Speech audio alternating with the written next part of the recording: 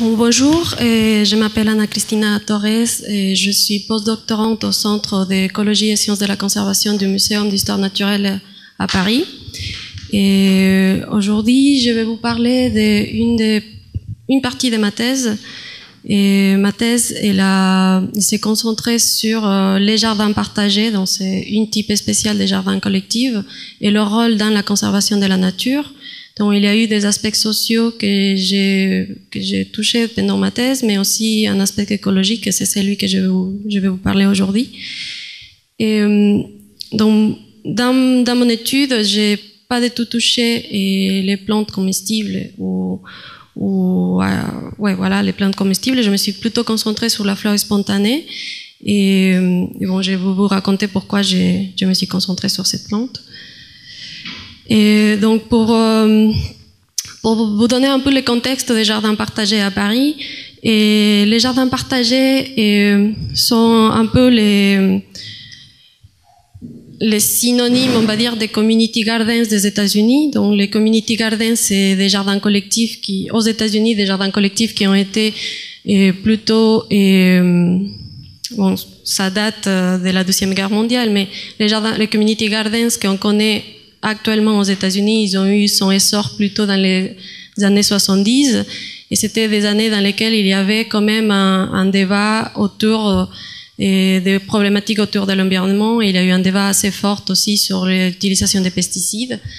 Et en France, les jardins partagés, ils ont commencé dans les années 90, à la fin des années 90, et dans son origine, les gens qui se sont intéressés pour ces jardins, il y avait beaucoup de militantes écologistes et des gens qui étaient assez préoccupés pour la question alimentaire.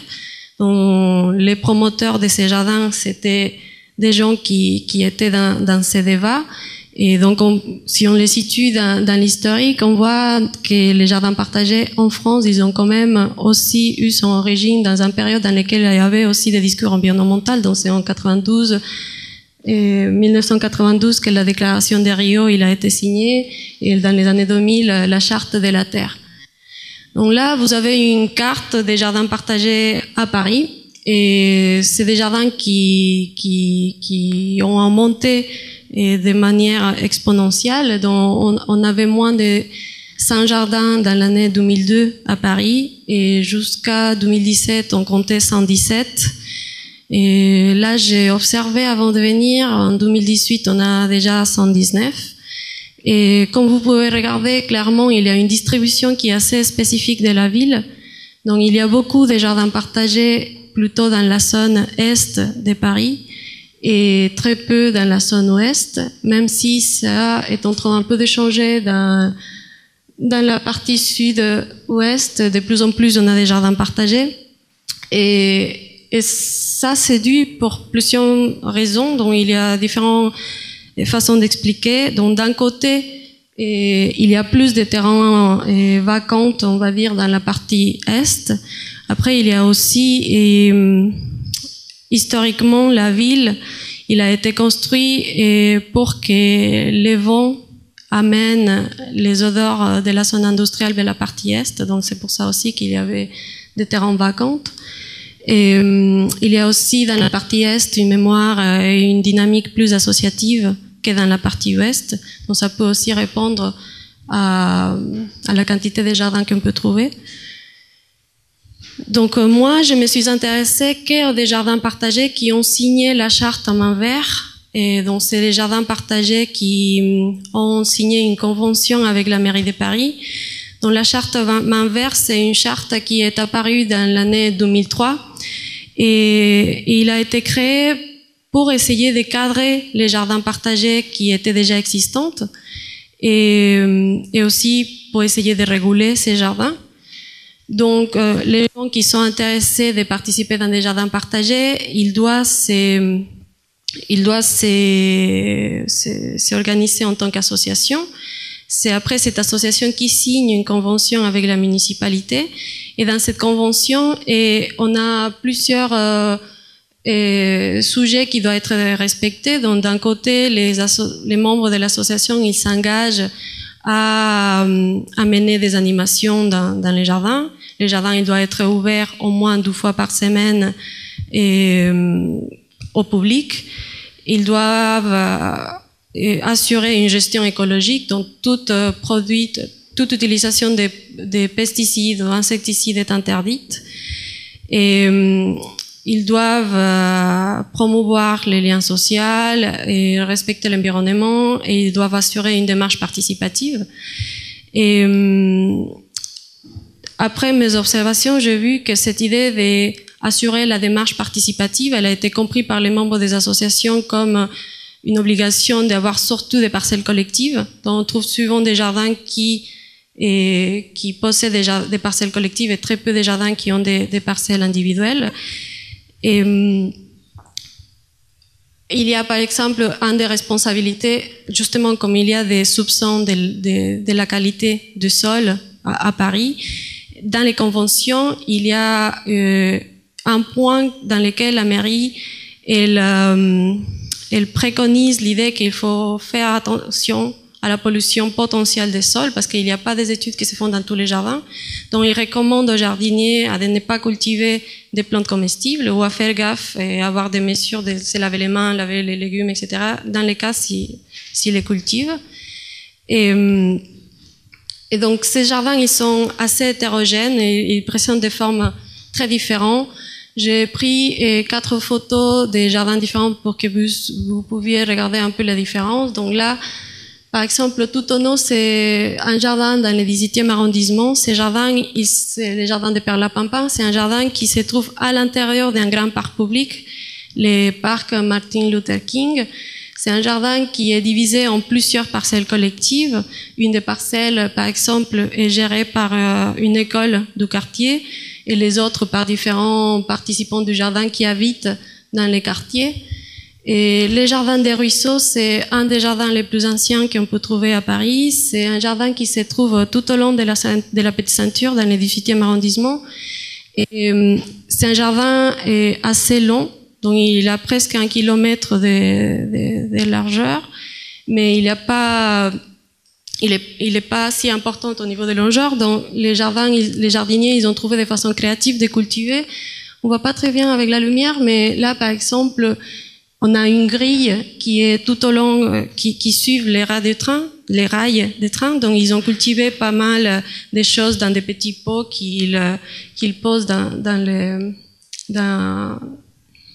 les, j'ai oublié le mot, ouais, pas les bacs, mais justement c'est comme la grille, voilà. Donc ils posent des bacs dans la grille pour essayer de profiter le plus possible de la surface qu'ils ont. Les jardins de l'arrière, c'est un jardin qui se trouve dans le 12e arrondissement de la ville, de Paris, et c'est un jardin qui utilise une ancienne gare d'une station de la Petite Ceinture, de l'ancienne voie ferrée. Et là, par exemple, dans ces jardins, pareil, là, la mairie, elle a fait des études de la qualité des sols, et là, ils se sont rendus compte que la moitié du jardin, il présentait des sols pollués, et l'autre moitié non. Donc, la façon un peu de répondre à ces problématiques, c'était dans la partie polluée, ils ont cultivé dans des bacs, ils ont fait beaucoup de cultures hors sol, et pour des choses plutôt comestibles. Et dans l'autre partie des jardins, ils ont cultivé directement au sol et un peu n'importe quel type de culture. Dans les jardins de Périchaux, c'est un jardin qui se trouve dans le 15e arrondissement, donc c'est un jardin qui est au milieu des 4 tours dans une cité. Et c'est une association, l'association qui les gère, c'est une association qui est intéressée de promouvoir la mixité d'âge. Donc, l'association s'appelle Mixage. Et là, pour essayer de favoriser la participation des personnes âgées ou des personnes à mobilité réduite, ils ont plutôt cultivé dans des bacs de haute hauteur pour que les gens puissent accéder directement aux cultures.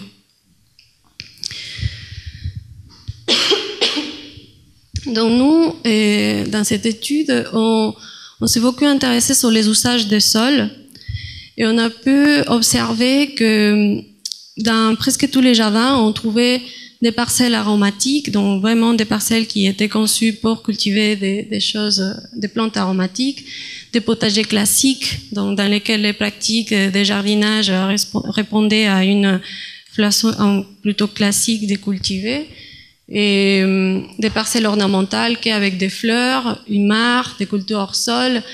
On a trouvé certains jardins dans lesquels les gens ils veulent laisser une partie en friche. Donc on s'est rendu compte qu'il y avait déjà une certaine conscience écologique parce que ces choix il a été fait souvent pour laisser la nature pousser ou laisser aux pollinisateurs d'avoir accès à des fleurs spontanées, à des ressources que les fleurs spontanées ils peuvent le permettre. Et on a trouvé aussi des rocailles. Quand je parle de potager classique, c'est un peu pour faire la différence avec de nouvelles pratiques de jardinage comme la permaculture ou l'agroécologie qui est assez utilisée dans certains jardins. Donc, comment reconnaître les jardins partagés? Donc, les jardins partagés ont des symboles qui sont assez particuliers et on trouve dans tous les jardins partagés une cabagne utile. Et que suivant, maintenant, ils sont souvent construits par la municipalité, mais avant, ils étaient construits par les jardiniers eux-mêmes. Et on trouve des décorations artistiques. Donc là, par exemple, on a des photos de la biodiversité trouvée dans les jardins, ou par exemple un hôtel insecte qui a la forme des grenouilles pour essayer de souligner le fait que dans ces jardins, ils ont trouvé des grenouilles dans la mare. Donc ils ont construit des hôtels insectes qui soulignaient la biodiversité trouvée dans les jardins. On trouve aussi des composts, parce que tous les jardins partagés que moi j'ai étudiés, ils ont des composteurs et ils utilisent les composts produits par eux-mêmes pour nourrir les sols. Donc là, je veux pas approfondir sur cette étude en particulier, mais j'ai voulu quand même donner quelques aspects de pourquoi on s'est intéressé dans la question écologique et notamment sur les fleurs spontanées dans les jardins partagés. Donc, avant de commencer l'étude écologique, nous avons mené une étude ethnographique sur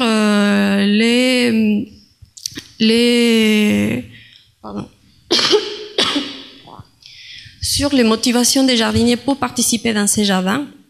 Et un peu donc, tout d'abord, on a questionné ça et on a trouvé qu'il y avait trois types de motivations qui étaient plutôt qui étaient les plus nommées par les jardiniers. Donc d'un côté, il y avait une motivation individuelle qu'on a nommée individuelle. Je suis désolée. Et dans les motivations individuelles, on trouvait par exemple beaucoup de jardiniers qui se disaient en train d'expérimenter une difficulté dans sa vie. Donc il y avait pas mal de gens divorcés qui ont voulu venir jardinier pour essayer de répondre à leurs besoins émotionnels en ce moment. On a trouvé beaucoup de jardiniers retraités qui étaient en train de commencer sa retraite et qui vivaient mal ce changement de travailler à ne pas le faire. Et que du coup, ils ont trouvé dans cette pratique quelque chose qui leur aidait à répondre à ces besoins. Et on a trouvé pas mal aussi des jardiniers qui étaient dans une période de chômage. Une autre motivation, c'était des motivations sociales, donc des gens qui disaient se retrouver assez seuls et qui voulaient rencontrer plus de gens dans leur quartier. Et une troisième motivation qui était une motivation écologique, donc notamment des pères, des jeunes enfants qui voulaient faire de l'éducation environnementale à leurs enfants, leur montrer comment les plantes ils poussaient ou essayer de répondre à leur échelle à la problématique environnementale. Donc, on a vu ces trois types de motivations et on a essayé dans cette étude de voir comment les gens, à travers de quels processus ils répondaient à leurs besoins. Donc on a vu par exemple justement que les gens, ils commençaient au fur et à mesure à développer des liens sociaux avec les autres jardiniers. On a vu que les gens ils commençaient à apprendre parce que contrairement à ce qu'on peut voir dans les jardins ouvrières, c'est notamment des gens qui connaissent rien sur le jardinage qui viennent au moins dans les jardins que j'ai étudiés, qui venaient jardiner. Donc au fur et à mesure, ils commencent à apprendre qu'est-ce qui se pousse, comment ça pousse, comment on fait le jardinage, etc. Et notamment dans cette interaction, j'ai trouvé quelque chose qui était intéressant, et c'était que les gens, ils parlaient pas des mauvaises herbes, déjà, ils parlaient des fleurs spontanées, des fleurs communes, des adventices. Donc il y avait déjà une certaine conscience écologique dans ce sens, ou en tout cas, même si c'est pas une conscience écologique, il y avait un changement des rapports vis-à-vis de la fleur spontanée. Et il y avait dans ce changement de représentation aussi, les gens, ils connaissaient à quoi ça sert en fait ces fleurs spontanées. Donc ils me disaient, souvent dans les entretiens, que ils aiment bien laisser la fleur spontanée pousser parce que déjà ils savent pas si ça sert à quelque chose ou pas, ou parce que ils voient qu'il y a des insectes pollinisateurs qui viennent polliniser ces plantes, ou parce qu'ils ont lu quelque part ou quelqu'un les a dit qu'il y a pas mal de fleurs spontanées qui aident à fixer l'azote dans les sols, donc ils trouvaient que c'était important de les laisser pousser. Et du coup, c'est à partir de ces observations qu'on a voulu mesurer si effectivement les gens ils laissaient les plantes pousser, quelles fleurs spontanées ils laissaient pousser, et quel était le rôle écologique de ces fleurs. Donc là, par rapport à la question écologique dans les jardins partagés, il y a très peu de la littérature qui a été faite. Et on voit clairement, moi j'ai rencontré à l'époque, maintenant on pourrait ajouter l'étude de l'ancien intervenante, mais à l'époque, on trouvait que 3 études qui se sont concentrées sur la biodiversité dans dans ce type de jardin. Et ces études, elles se sont plutôt concentrées sur les insectes pollinisateurs. Et c'est des études qui ont été faites notamment aux États-Unis. Et donc pour cette étude, on a choisi 10 jardins à Paris. On s'est concentré, et ces jardins, ils ont été choisis en fonction des 3 caractéristiques qu'on a trouvées dans la littérature semblaient importantes pour assurer une certaine biodiversité. Donc on s'est concentré sur la surface des jardins, sur l'âge des jardins et sur le nombre d'habitats trouvés dans les jardins. Par rapport à la surface des jardins, les jardins les plus petits, il y avait 80 mètres carrés, et les jardins plus grands de 400 mètres carrés. Par rapport à l'âge du jardin, et les jardins les plus jeunes, à l'époque, il avait 3 ans, et les jardins les plus vieux, 10 ans. Et par rapport au nombre d'habitats, et je vous parlerai tout de suite. Cette étude, il a été faite en 4 étapes. D'abord, on a catégorisé les usages des sols, et c'est ces usages de sol qui ont été utilisés comme variables de diversité d'habitat. Donc, cette étape, il a été faite par 2 chercheurs d'un période différent, et chacun dans des moments différents, pour voir si on arrivait à avoir exactement les mêmes types d'habitats, et après on comparait nos données pour leur valider. Donc, on a trouvé par exemple justement des parcelles de potagers classiques, des parcelles ornementales, aromatiques, des zones de permaculture, et des cultures hors sol, des mares, des rocailles, des zones piétinées, et des friches, des cultures sur foin, et d'autres zones entretenues qui n'étaient ni potagers ni ornementales, donc c'était suivant des zones avec des poacées, et des haies et des espaces de loisirs. Donc on n'a pas trouvé tous les habitats dans tous les jardins, mais c'est tous les types d'habitats qu'on a trouvés. Dans une deuxième étape, on a des inventaires exhaustifs, on a tout inventorié, et presque tout, la plus grande partie d'identification, on l'aura fait sur place, et les plantes qu'on ne connaissait pas, on l'aura identifié au muséum avec l'aide des botanistes du muséum. Et dans une troisième étape, on a exploré les rôles fonctionnels de cette plante. Donc il y a une base de données qui s'appelle la base Biofleur, qui proportionne différents traits fonctionnels des plantes.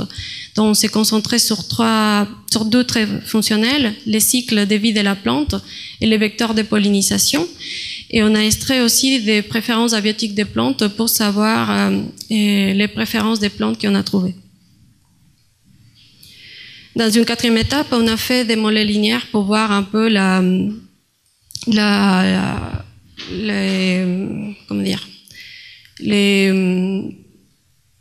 je sais pas les mots, désolée, pour voir un peu l'interaction, pour avoir la relation, merci, pour voir la relation entre la richesse d'espèces et la composition fonctionnelle aux trois variables qu'on avait choisies précédemment, c'est-à-dire la surface, l'âge et le nombre d'habitats. Donc, tout d'abord, on a évalué le fait que ces variables, on avait observé que ces variables, ils n'ont été pas corrélées.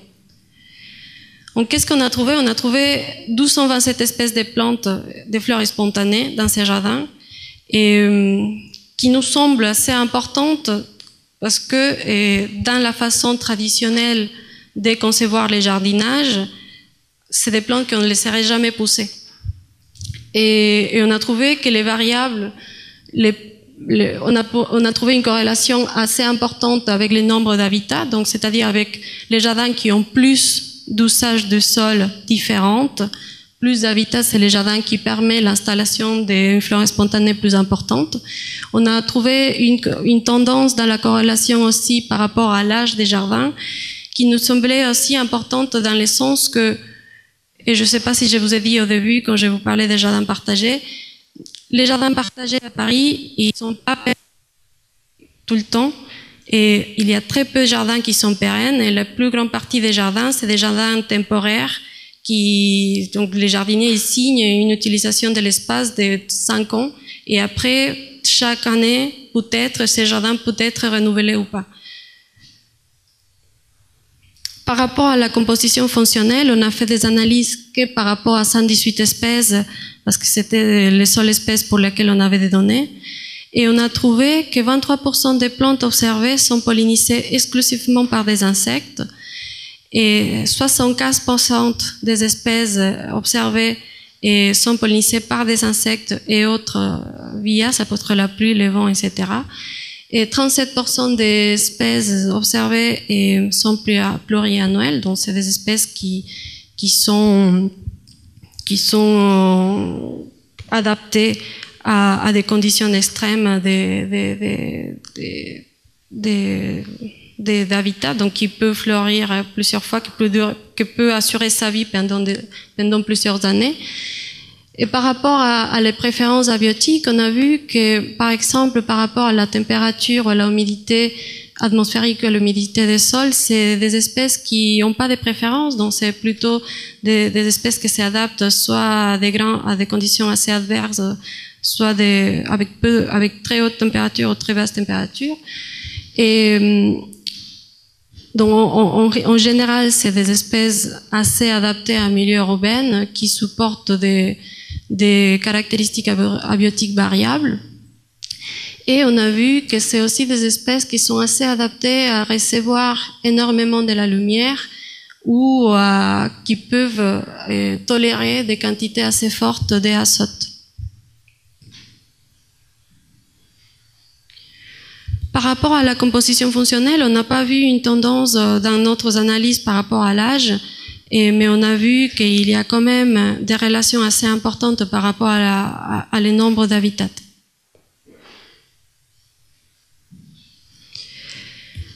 Donc, ces données, un peu, ce que nous a montré, c'est que le nombre d'habitats est important pour favoriser une richesse spécifique et la composition fonctionnelle de la flore spontanée.